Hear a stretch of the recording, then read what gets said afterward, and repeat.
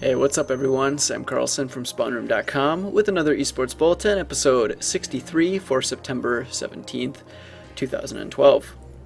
The Esports Bulletin is a somewhat regular recap of all the news since the last episode, offering you the fastest way to get caught up with esports, along with building an archive of esports history. I had to change that because I haven't really been around very much the last 2 weeks, so this is another kind of big catch-up episode. I'm going to do past headlines for September 7th through the 16th first, and then I'll do the normal episode for September 17th. Hopefully I will be back to like my normal schedule very soon, but we'll see how things work out. So let's jump right in so this doesn't take forever. Fnatic League of Legends player Lamia retires. This is just headlines for this September 7th through 16th, so I'm just going to blast through them. Just basically the major headlines that happened that 9 days or whatever that was. So, Fnatic LoL player Lamia retires. Stefano officially moved to Evil Geniuses. Mike Ross left Complexity Gaming. Axlav and Axel Toss were hired by MLG. Roster formations, reshuffling, and destruction from Team Infused, Absolute Legends, VVV Gaming, Quantic Gaming, Kick Esports, Acer, Evil Geniuses, Complexity, Flaming Rainbows, Fortnite, Empire, World Elite, Moscow5, Virtus Pro, Mouse Sports, Dignitas, SK Gaming, WinFact, and more. There was actually so many more, I actually deleted a bunch. So, roster changes, holy moly.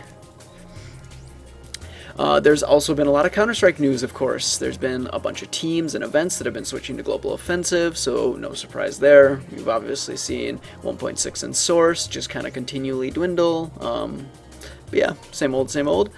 GLHF, Good Luck, Have Fun, magazine issue number 2 was released. It looked pretty cool. Patches for a lot of competitive titles were released as usual as well. But also Shootmania Beta 1.3 and Heart of the Swarm Balance Update number 2 are also released, so those kind of stuck out because they're, don't see those as often. So Steam announced Big Picture, another step in Gabe's conquest to take over the video game industry and eventually the world. Sorry, Bungie. This came before or after? I think it was before. They also refused a buyout from EA for $1 billion. Apparently that was kind of a slap in the face because they're worth much more than that, which is surprising. $1 billion actually does seem pretty low because Steam seems incredibly powerful. That is, talk about pretty awesome. I would say they're going to be worth a lot more. Gabe's probably like, $1 billion, what? Yeah. So Evil Geniuses released Geniuses Falling, a dramatic look inside the curse that befalls their players. It was kind of done like one of those dramatic news investigative reports kind of a thing, so it was kind of funny. The PhD inaugural Heart of the Swarm beta tournament was the first, I think it was the first major Heart of the Swarm tournament that's been done. So yeah, you can go check the replays out for that. Looks like Halo 4 news is starting to ramp up a little bit more as we approach the November 6th release date. I saw a few headlines or whatever, nothing like crazy, but hopefully we'll start seeing more of that. StarCraft 2 gaming house Ministry of Win is in the midst of a payment scandal kind of a thing. Actually, I didn't see any news updating that situation, so there must not be anything else released quite yet. But basically someone was didn't get their money, or he put in money and then they didn't get refunded because he got kicked out or something like that. And apparently one of the organizers or the managers of the company said that it's just a big misunderstanding, so I don't know. Hopefully they'll clarify more about that. The MLG vs. Pro League or MVP Invitational was announced, which is a new big tournament coming up, so definitely go check that out. Maybe I should have actually added a section for that. Maybe the next episode.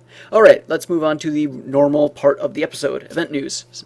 Starladder Star Series Season 3 for Dota 2 begins today and will run until October, when the offline finals will take over on the 18th through the 21st in the Cybersports Arena in Kiev, Ukraine. 16 teams will fight in the main round, with 8 moving on for a chance at the $15,000 prize pool. Sign-ups open today for the Kingston HyperX Anniversary Tournament for StarCraft 2, which will feature a $15,000 prize pool. During the finals, in Las Vegas that just so happens to be the same weekend and location of the 2013 Consumer Electronics Show, so that's cool. Sign-ups close September 27th, and you can find the format, exact prize distribution, and scheduling details in the attached link, as always. Another Fnatic Play raid call Dota 2 Open Cup has been announced for September 21st through the 22nd, with a winner-takes-all $500 prize pool. Registration is currently open for 64 interested teams. And these next event headlines are older articles, like these are actually part of that previous past section, except that they have upcoming content, stuff that hasn't happened yet. So I put it down here since, it's coming up. So Russian Dota 2 Hard Mode Cup has been announced for September 29th through the 30th by hardmode.tv with a 512 team cap and games streamed by the organization. On September 21st, the second Go for Steel Series Counter-Strike Global Offensive Tournament goes live for 32 teams, 8 of which are invited, and a prize pool consisting of 2,000 euros worth of gear from SteelSeries. Right. Asus ROG has announced the Good Invitational, a StarCraft 2 tournament scheduled for October 13th through the 14th at the Good Studio in Stockholm, featuring household casters, 8 invited players, guests, and a $10,000 prize pool. Alright, the Texas Esports Association has released some details regarding the second Lone Star Clash for StarCraft 2 and League of Legends. It will be on the November 10th weekend in Austin, Texas. And lastly, details regarding the NorthCon Esports Arena Tournament for League of Legends and Global Offensive have been revealed, notably the large €20,000 prize pool.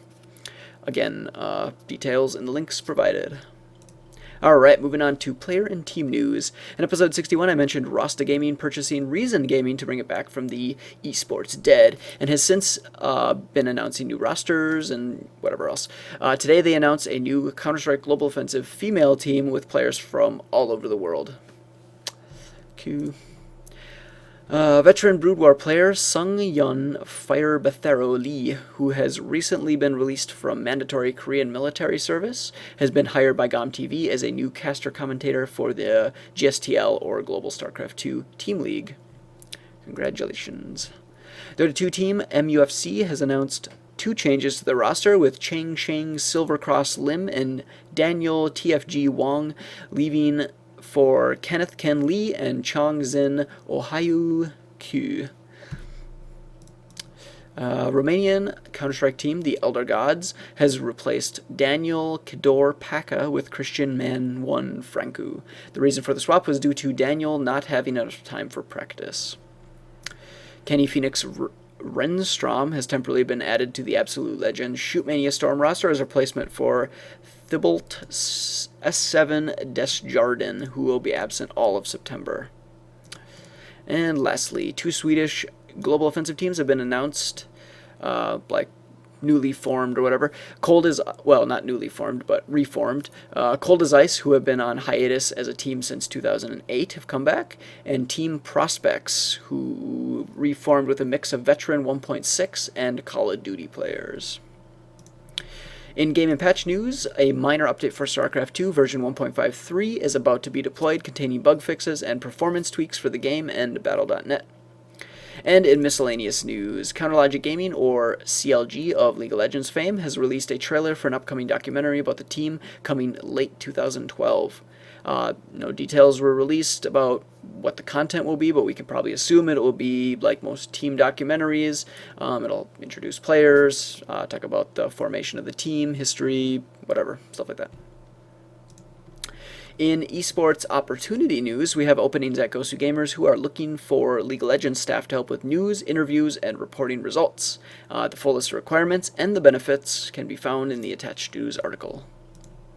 And lastly, in a somewhat odd move, Dead or Alive 5 has announced it will require an online pass to be played online for both Xbox Live and the PlayStation Network. Retail copies come with an access code, but for those that rent or purchase the title used, they will need to purchase a $10 access code. So that seemed kind of odd. I don't know why they're doing that. I don't know if is that normal for fighting games? Seems kind of stupid. It does seem kind of typical of console companies to do something like that, but I don't know. This one seemed kind of strange. So, just an FYI, if you do buy the game used or you go to rent it, you can't have fun until you spend $10. Okay, so that wraps up this episode of the Esports Bulletin. Hopefully I will get back into the whole, like, I don't know what kind of word to use right there. Hopefully I will just get back into, how things used to be. I was doing this, like, every day, which was much more fun and much more fluid. Like, right now I feel like I'm kind of stumbling on my words and not doing as good a job as I normally do, so that kind of sucks. But, yeah, hopefully this week will be normal, and, yeah, we'll see. As always, thank you very much for watching. Consider subscribing above or twittering on my, what is this, my left, but your right, I guess. Yeah. See ya.